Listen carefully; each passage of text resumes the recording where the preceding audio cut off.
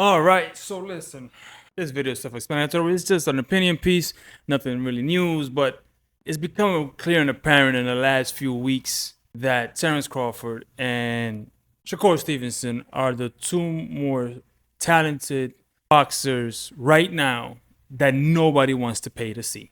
Let's talk about that. But first, if you're new here, thank you for stopping in. And if you're an older subscriber, thank you for supporting the small community I'm growing here. I really appreciate it. And if you're new, please consider subscribing. Now, let's talk about this. So, listen, Madrimov versus Crawford reportedly lost Turkey Al-Sheikh $10 million. Now, we sort of knew that was gonna happen because at the top end before Spence, his top end numbers were around 200,000 at best, right? So like 175, 180, some reports 200,000. And Shakur has never ever headlined a pay-per-view. His last fight, it drew the highest numbers because of intrigue of Mr. Finesse, right? But you saw it was one of the most boring fights. But no doubt that he's talented, right? So he has elite level talent that nobody wants to pay to see. Crawford, no matter what the Bud Buddies will tell you, no matter how many times they stand up and scream and say he's the most talented guy, he's the lead, he's the A-sided, blah, blah, blah, he doesn't sell. Nobody wants to see him fight. Nobody. Whereas Spence had, as his career went along, his pay-per-view numbers increased, topping off, I think, at 300,400 around there, which 700,000 pay-per-view buys will tell you that most of that was Spence pulling in. It wasn't Bud Buddies. It was no one of Bud's. It was Spence pulling the apple cart. Right now, nobody wants to fight Shakur Stevenson, not Loma, not Cepeda. Hell, I even doubt that that even Tank wants to, right? Because then also Tank, yeah, he's the A side. Tank, will take the lion's share of money, but also based on your opponent, you get paid even more money, so the bag is bigger. He knows that the bag won't be as big with Shakur. Even though people want to see that fight, it's just not going to happen because he has no draw. He's never been in a pay-per-view fight. He's always paid on, fought on paid TV. So, on free TV. So nobody's going to want to pay for him, to beat up on Shakur. Big amounts. He'll get something, but he won't get what he commands, right? So Shakur also just, because in his last few fights, he decided just to revert back to an amateur type style, which is very boring, but it's effective. Nobody wants to see that. And then him, on top of that, just not being all that likable guy, right? He's East Coast confident.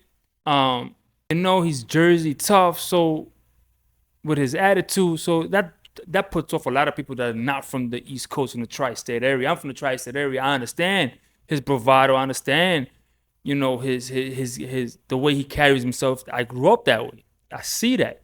People outside of New York just don't know. An example, Berlanga. A lot of people don't like him because, like he's mentioned, they don't understand him. But elite level talent. Shot himself in his own foot by staying with Top Rank too long. He re-signed with Top Rank, chasing a bag, not the bag, not the legacy fights. Not going, I'm going to go free agent. I'm going to go try to chase, Danny Garcia, Spence on the other side, Ugas on that side. Porter on that side eventually got Porter, right? And he eventually got Spence, but it was way late. At that point, your man was 35, 36, 35, 34. We're talking about he's getting super fights at age 34 and 35. Now he's basically begging Canelo for an ass whooping because that's what it's going to be. Once he fought Madrimov, he realized 154 is different. That's his ceiling. Nobody want to see him fight. It was a rough, he had to dig a little bit to beat Madrimov. There's a lot of guys like Madrimov, better than Madrimov at 154. Kostazu is Kostazu's son, Tim Tszyu, one of the guys that comes to mind. Fundora. Before it was like Fundora should be easy. Now we don't know. Now you're not talking about 160, you're talking about 168. Nobody wants to see that. Canelo knows that. Canelo knows if he fights Bud and he beats the crap out of Bud, it's just going to be him beating the crap out of Bud. It's not going to get anything. He's not going to get a big bag for that. Both of these guys got no noteworthy opponents for the foreseeable future. At least Shakur has youth on his side, and Turkey Al-Sheikh is trying to reshape, along with Matchroom, his image into an outlaw with a guy who just got his ass whooped from an illegal shot and knocked out, coming up in weight, that can't punch through the paper bag, that's been wet for a week. So it's Shakur did it to himself, and so did Bud in the long game. I mean, Shakur has the time to pick up the pieces and fix this image, whereas Bud now is stuck in limbo.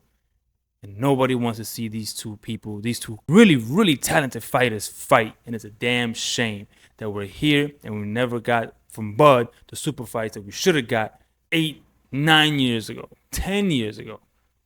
He's trying to make it happen now. And Shakur, he's just on a rebuild of an image because, hell, he just didn't do himself no favors and he keeps doing himself no favors. I hope this can work out for everybody in the end, but you'll see. When Spence comes back, if it's a pay-per-view fight, watch them release the total numbers. Whereas Bud, you never heard those official numbers. But you've been hearing the rumor mill about the $10 million loss. It could be north of that, it could be south of that, but believe you me, it's in that ballpark. Let me know in the comments down below. What do you think? Do you think that Bud can turn this around? People say he has a Hall of Fame career. I don't think so. Not with the resume he has currently right now. And can Shakur turn it around? Does he have the time to turn it around and be the outlaw that Turki Al-Sheikh has now bestowed upon him? Let me know in the comments down below. And I'll see you in the next video. And I'm out. Peace.